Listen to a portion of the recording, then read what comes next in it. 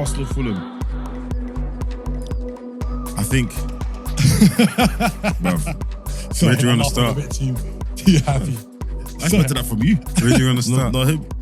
No, because you know why I laughed so much, yeah? Because Ramsdale just came back into my mind, didn't it? Like, What are you doing? Like, What? You not blaming him? what? was it not him that was? Did you see where he was? Okay, granted, the pass from Saka. No, What? wait. Hold on. He is where he was supposed to be. If the pass, that pass wasn't supposed to happen. He was wrong-footed. But I've seen him react to And my man passes. scuffed the shot as well, by the way. I don't think he did. No, I don't think he did. I think he's seen Ramsdale's position. Look at how he kicked it. I think he We'll take wanted it went where he wanted it to go. Yeah, but the way he did it isn't how he okay. planned it. Yeah. I just think Ramsdale's feet could have been better, and because they're not, that's why the goal goes Okay, in. fine. I- So he's a to second me- order thing though. To me, it looked like what happened hadn't registered in his head No. as So quick as it should have, or maybe it did, and his body just didn't react. maybe. Yeah. I think sometimes it's easy. He could have saved Saka's blushes, but it's not on him. He didn't make the mistake. He's a second order problem in my mind. But he looked the worst out of it all. Nah, I don't think so. Not if you talk to If I'm honest, I didn't realise Saka misplaced it until the second or third time because I was focused on Ramsdale. Yeah, see, Yeah, That's like- what I'm saying. Yeah. No, Saka looked because so it's Ramsdale. That's why. Because it's the keeper. That's He why. looked nuts. That's why that pass was crazy. My man split his own teammates. That pass was crazy. And then Ramsey looked like he was running in the other direction. Yeah. Yeah. No. So fine, you do that, but I think the question I want to ask you guys is: do you think Arteta is trying to be too clever with all this 100%. Yeah. formation and rotation stuff? 100%. He had a winning formula Feeling himself. last season that you just needed to lift out one player, Mm, put a new player in, who would naturally elevate the team, mm. and Wait.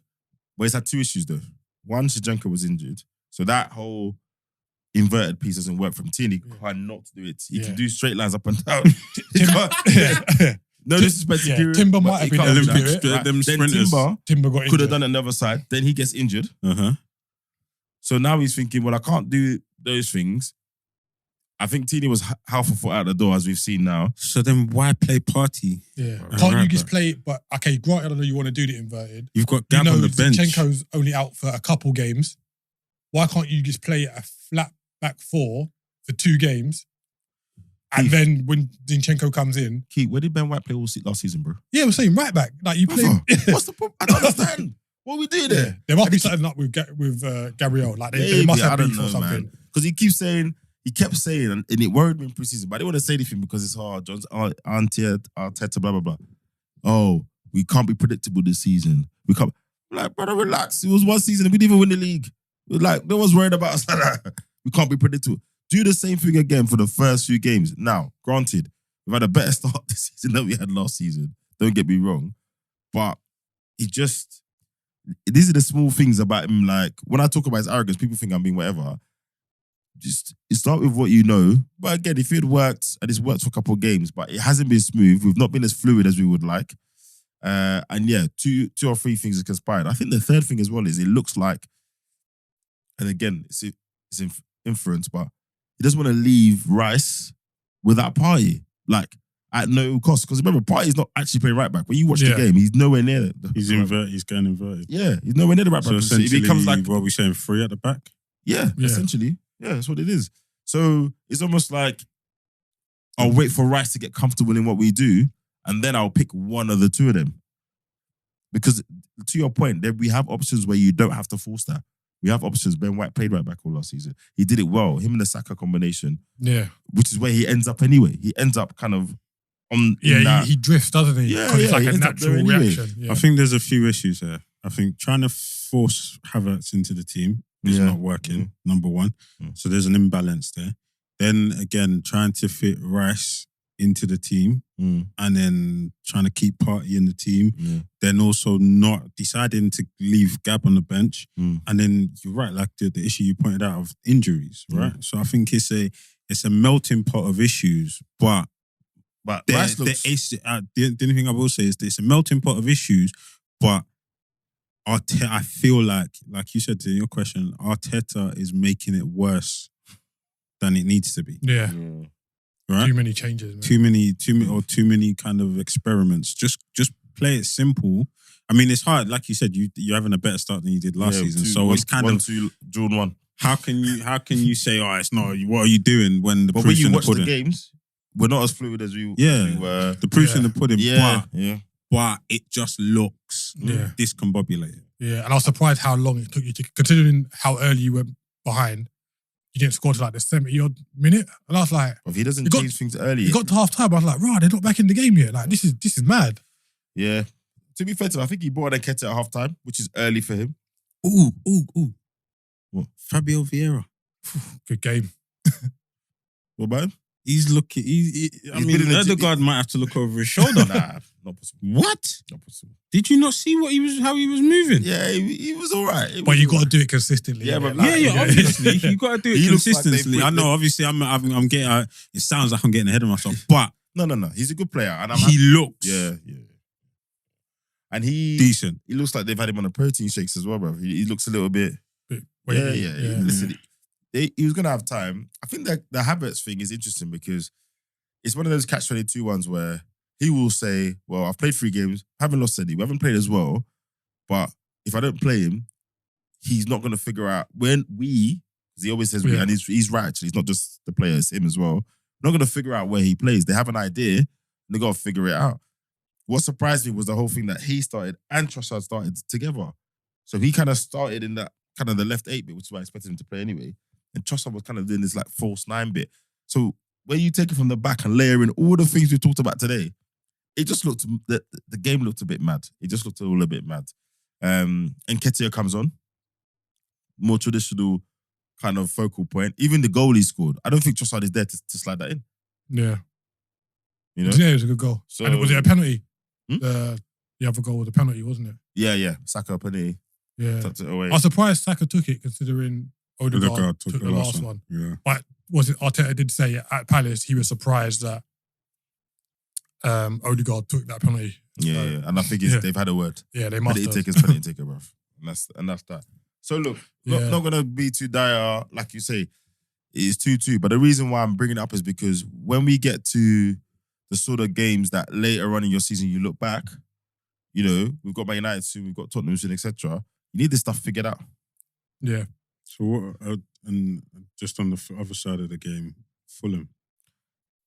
They've lost Mitrovic, which is a source of goals. They brought in Jimenez and Traore.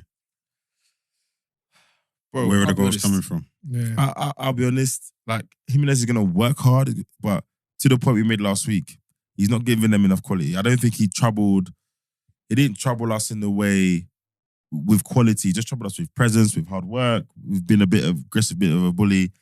I mean, I think their midfield gave us a good account. I think Pereira's. He said he scored 6 goals since the injury. Oh, really? 6. Before that, I think it was just over 35, 36. Yeah, and then since that, 6 goals. But they didn't give up though. Like even with 10 men. Well. They played well. They scored 3 minutes after they went down to 10 men. Yeah. But I saw that goal and I was like, why is no one reacting? I think there's more to come from them. I think, you know, Willian still hasn't kicked on this season. Yeah, I'm sure there's a bit near the end when Traore could have gone down in the box. Yeah. But he kind of stayed on his feet. It's like, if you go down, just give the referee something to think about, innit? I can't believe they bought him, I'll be honest. But again, as a coach, you think for wherever your constraints are, we talked about this before, right? Free Constraints. experience in the league. Yeah, and if you're the coach that can get, if someone can get 3-4%, 5% more end product out of Traore, teams are in problem. Yeah. You know, most of the season. It's just and he's getting that 4 or 5% out of him every week or more weeks than you do now. Right? So yeah. Not too doom and gloom. My only thing is I look ahead and say, okay, figure it out, bro. Because you had something figured out. Yes, you've got injuries, etc. But you know, City, John Stones is injured. You know, you guys have had injuries. Like, if we're gonna be in and around the top all the time, stuff like that can't now lead you to play in look like you're playing chess with your own formation. Yeah, and it's like if you go back to last season when you had that kind of blip, even though you drop points, you were still playing well. Does that make sense? Yeah. I know. There was like you're looking at Arsenal and be like, right, they might still win this kind of thing. Where it was individual moments like Ramsdale, West Ham. When like what's happened this season is kind of like you're still a bit like, oh, are they going to win this? Like, are they playing how they should do at their levels? I'll tell you one thing, Martinelli. I love him to bits. We need a conversation. But, man, his decision-making, that's the big difference between him and Saka, you know? We need the conversation. His decision-making is not where it needs to be.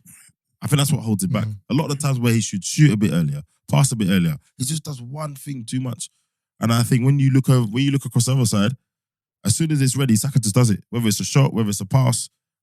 And I feel like you see that in the link-up between him and Odegaard versus whenever Odegaard drifts over to that side, right? It's a very different thing. But 7 points. What I'm saying is we need a conversation. We won't have it now. Yeah, but mate, yeah. But you know who loves Martinelli? You know who loves Martinelli? Who? Klopp. And I didn't know. He spoke about him. He loves him. At the start of last season. Bro, he loves the season Martinelli. before. Yeah. He said, when he first came, he's going to be a player. I can see these attributes. Yeah. I was like, you sure? Yeah. But then obviously Martinelli did what he did last season. So he was like, you see? Yeah, it was a random one. But yeah, I'll send you the video. Yeah. I was shocked. I was like, send me that. And then he did a bit of a pep, but I think he did it more low key. After one of the two of the games, he spoke to him and said, look, I think you're a good player. You're doing this, you're doing that, blah, blah, blah. Laying the groundwork, yeah. Boy, well, maybe try and do an Ox, but at least Martinelli will do something for you. I mean, Ox did something. He's always on Ox, don't worry. Not allowed. Let him have it. Don't be that's hate. Wasting you lot's ways, bro.